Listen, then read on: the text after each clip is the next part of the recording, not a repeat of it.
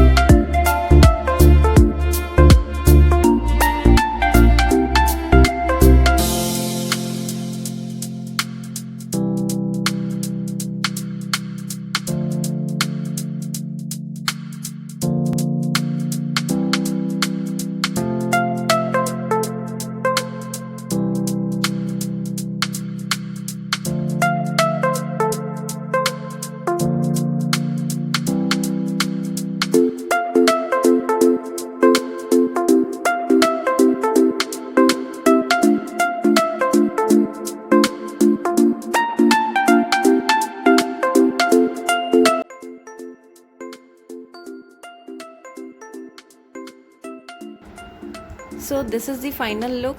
As you can see that we have placed a small pot also, that is also from a water bottle only. That is a bottle we just want to recycle it. So we have planted a plant in it. This can be used as indoor also.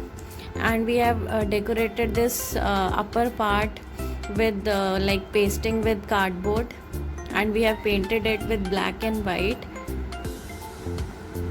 And we have also used jute rope on top and some artificial flowers, so this way you can hang it. So Saver, did you enjoy making it? Yes, very much.